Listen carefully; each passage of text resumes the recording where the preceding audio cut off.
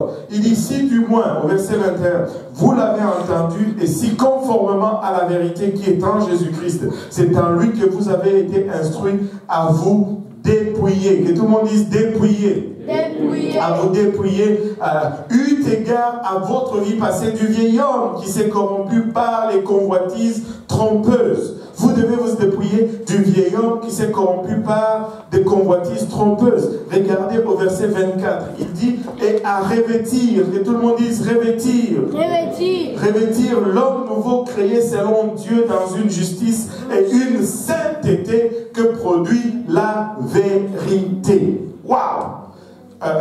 Nous nous dépouillons de l'ancienne personne, du vieil homme qui avait plein de convoitises, qui était corrompu par ces convoitises, mais nous revêtons un homme nouveau, selon Dieu, dans une justice et une sainteté que produit la vérité.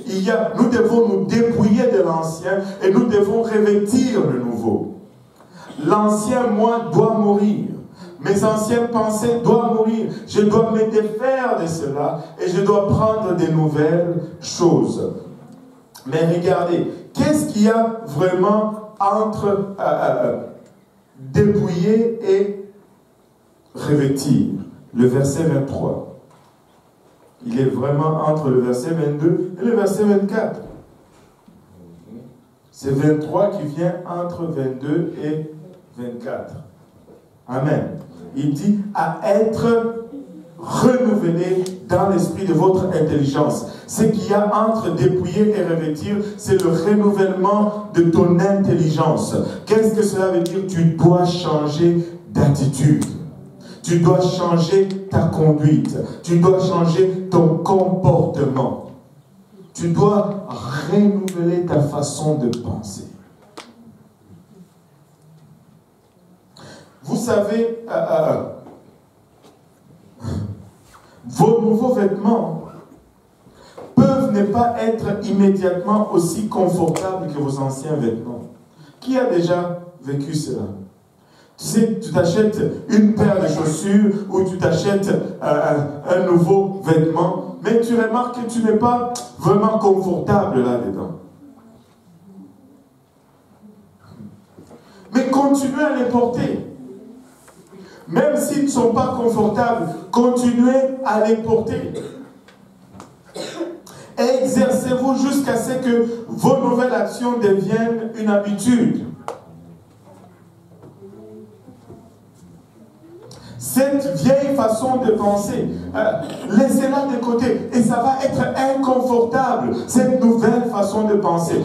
Ça va être inconfortable, mais continuez à le faire et ça va éventuellement devenir une habitude. Moi, je ne suis pas né comme ça. Je vais vous dire comment j'étais quand je suis entré dans l'église. Les premières années, quand je suis venu dans l'église, je dirais même le premier mois, peut-être le premier mois, 10 mois, je m'habillais exclusivement d'une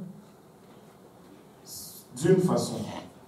Je m'habillais très souvent, pantalon kaki, chemise bleue, manche longue. C'est ça que j'aimais. La cravate, black.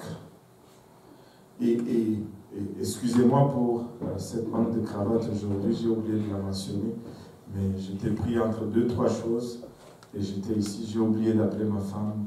En fait, je l'ai fait, mais quelqu'un d'autre a oublié de transmettre le message. C'est pas grave. C'est pas, je prends la faute sur moi. Amen. Amen. Mais écoutez, aujourd'hui, j'aime la cravate. Oui.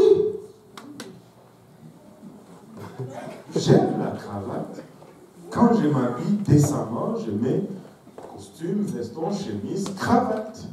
Et je me sens bien. Et une nouvelle façon de faire qui est devenue une habitude. Mais ce n'était pas une aisance au début. Je devais m'exercer. Mais tu dis, mais pasteur, c'est de l'hypocrisie, parce que je mets quelque chose que je n'aime pas vraiment. Est-ce que c'est ça la façon de faire? Non, ce n'est pas de l'hypocrisie, c'est de l'entraînement. Ce serait de l'hypocrisie si je ne veux pas changer. Mais moi, je veux changer. Mais si tu ne veux pas changer, alors tu es hypocrite. Mais moi, je veux changer. Je ne suis pas encore à l'aise là-dedans, mais je veux changer. Je veux plaire à Dieu. Est-ce que je vais le faire, même si au début, c'est juste là de l'extérieur, mais en dedans, là, le vieil homme est en train de kicker pour sortir la cravate. Oui, je dois le faire comme ça. Et éventuellement, ça va devenir une habitude. Et je donnais seulement l'exemple des vêtements pour que vous puissiez visualiser. La prière, la lecture de la parole de Dieu, toutes ces choses, c'est la même chose. Tu aimais regarder un film au lieu de lire la Bible. Et lire ta Bible, ça va être pas à l'aise. Mais tu dois te forcer chaque jour jusqu'à ce que ça devienne une habitude. Est-ce que c'est de l'hypocrisie? Non, c'est parce que tu veux changer. Pourquoi est-ce que ça serait de l'hypocrisie pour le vêtement? Et pour la lecture de la parole de Dieu, ce n'est pas de l'hypocrisie. Je ne sais pas. Mais nous devons renouveler notre intelligence.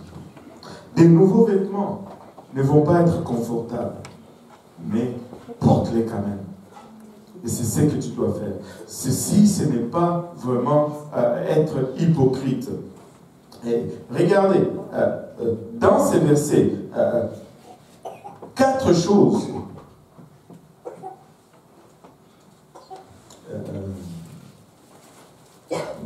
Un peu plus loin, verset 25. 4 choses à mettre de côté. 4 choses desquelles nous devons nous dépouiller. Le verset 25 nous en donne un, le mensonge. Nous devons être honnêtes en parole et en esprit.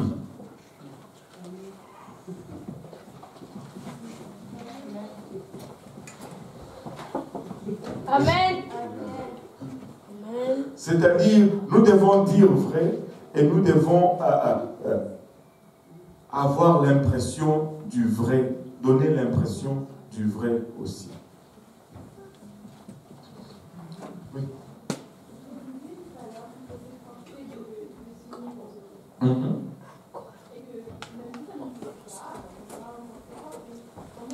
Attends, je vais juste corriger une prémisse là-dedans. La Bible disait. Ok? Alléluia. Mais là, on peut continuer. Alors, comment on va être honnête en esprit si on n'est pas en accord avec ce qu'on fait, on s'efforce?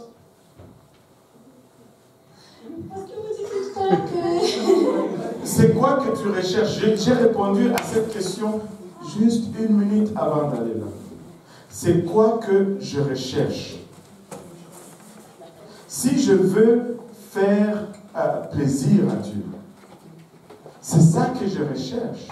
Si mon but n'est pas de faire plaisir à Dieu, alors c'est l'hypocrisie. C'est le mensonge. Je suis même en train de me mentir à moi-même. Mais si je suis en train de chercher à atteindre un objectif,